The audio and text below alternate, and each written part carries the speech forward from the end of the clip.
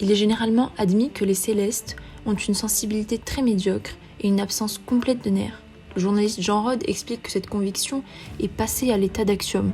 Il emprunte par ailleurs cette idée à des médecins. C'est dans la pratique des médecins occidentaux en Chine qu'émerge le soupçon d'une spécificité nerveuse des populations chinoises. Au tournant du XXe siècle, des médecins militaires français sont déployés en Chine par le Quai d'Orsay. Et ce stéréotype de nerf leur paraît alors comme un caractère d'évidence, car ils instaurent une clé de lecture de la société chinoise tout entière grâce à des ouvrages qui se veulent scientifiques. Dans les années 1890, Jean-Jacques Matignon, médecin de la légation française à Pékin, explique par ce défaut de nerfs qu'ils sont indifférents à la mort au vu de la fréquence du suicide en Chine.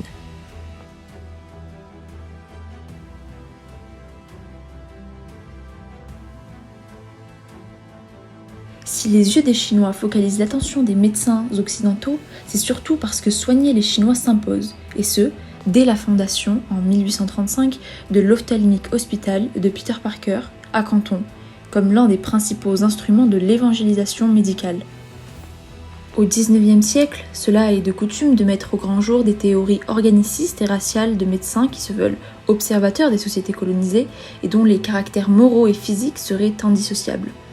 Les médecins ne travaillent pas de manière isolée, ils nourrissent leurs travaux grâce à des ouvrages anthropologiques et travaillent en parallèle avec des anthropologues partisans de polygénisme. Par ailleurs, le défaut nerveux qu'ils attribuent à la population chinoise est inscrit dans la théorisation par ces anthropologues parisiens qui sont partisans d'une hiérarchie de race humaine selon leur capacité nerveuse et cérébrale. Le savoir-faire de la médecine en Chine se cristallise peu à peu autour de la conviction qu'il existe des spécificités corporelles chinoises insensibles à la douleur.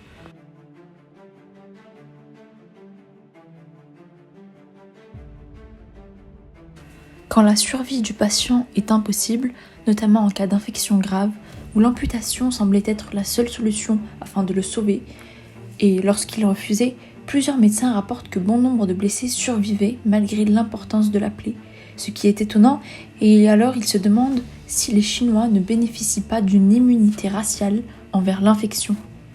Les praticiens européens dans les années 1830 procèdent à des diverses cas d'amputation et d'opérations graves. Ils sont alors surpris de constater que les patients ne se crispent pas autant que ce qu'il en devrait être. S'ensuit la surprise de ne pas voir se déformer sous la douleur le visage du patient chinois, et la surprise encore des cris qu'il n'aimait pas. En 1911 paraît alors l'ouvrage « Les maladies de la Chine », qui devient rapidement un ouvrage de référence.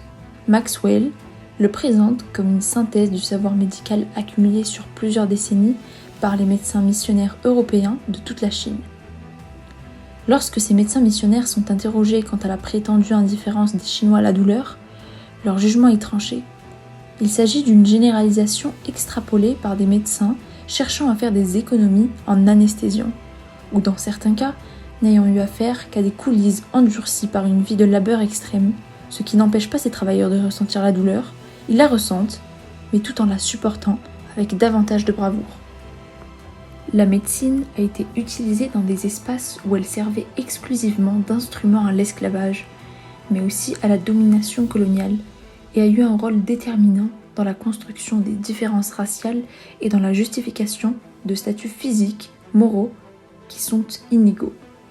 Cependant, la race n'est pas pour autant l'objectif ultime de la pratique médicale, ni la médecine l'instrument aveugle des théories raciales.